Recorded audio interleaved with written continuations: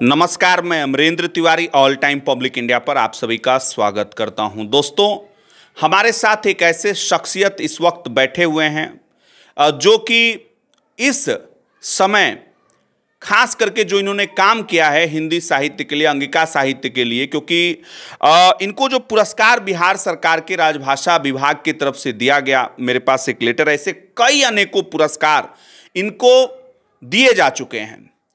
और जब भी कोई व्यक्ति पुरस्कृत होता है तो क्यों होता है, जरा सोचिए कि पीरपैंती जैसे छोटे से जगह से किस तरीके से वैश्विक लेवल तक पहुंचने का जो अंगिका साहित्य के लिए इन्होंने किया, सवर्णा जैसे काव्य की रचना इन्होंने की। अब बहुत कम लोग जानते हैं कि बाराहाट पीरपैंती की धरती पर ऐसे भी लोग हैं जिनके लिखे हुए साहित्य, जिनके लिखे हुए काव्य पूरी दुनिया में एक गूंज कर रही है।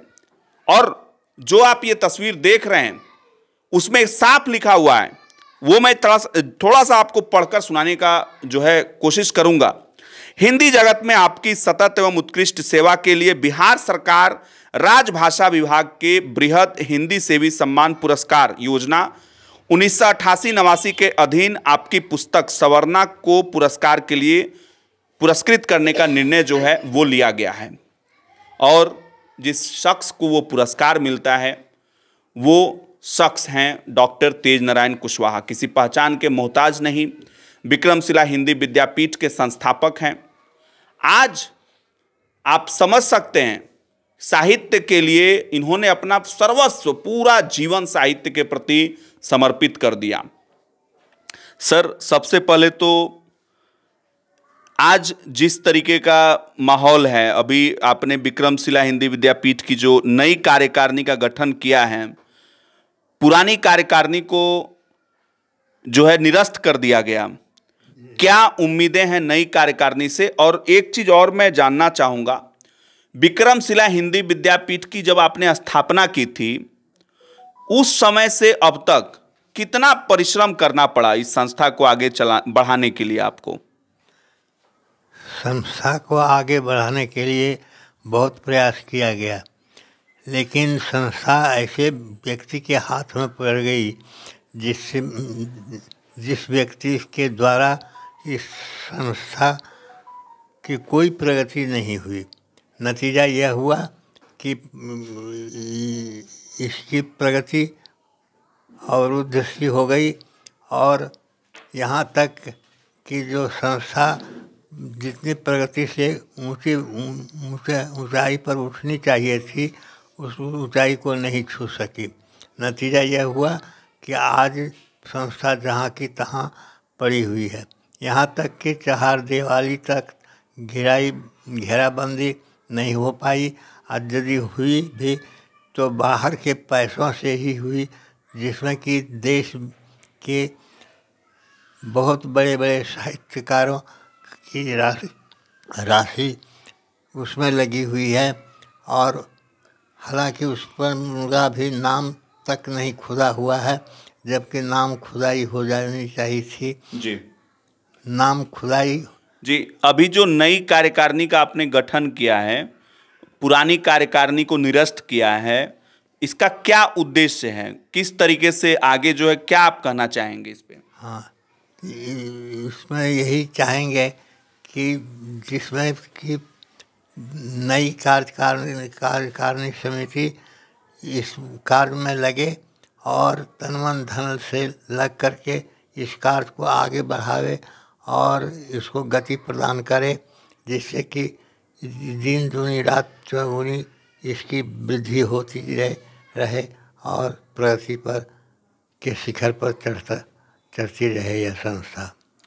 साहित्य कह सकते हैं कि समाज का एक दर्पण है, समाज के लिए आईना दिखाने का काम करता है, और साहित्य के लिए इन्होंने अपना पूरा जीवन समर्पित कर दिया।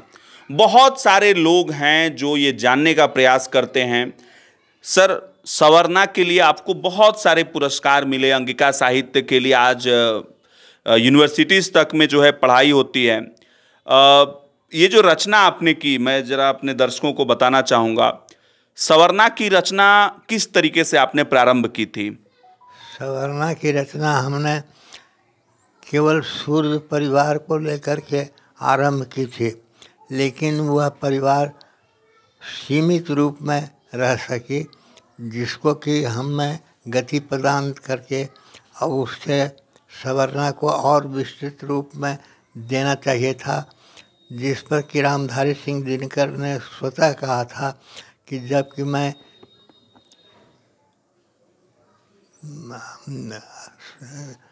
साहित्य पर रिसर्च कर रहा था, भारतीय वाङ्मय में उर्वशी, तो दिनकर जी ने कहा था कि कुशवाहा तो है जे काम आज करना छ वह काम पहले करना रहती है, तो हमरा उर्वशी रख लेवर कुछ और रहती है।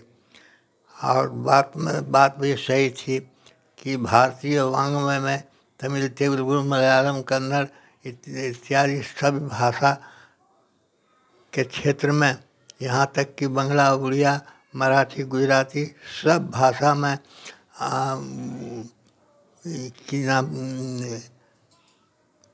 अंगिका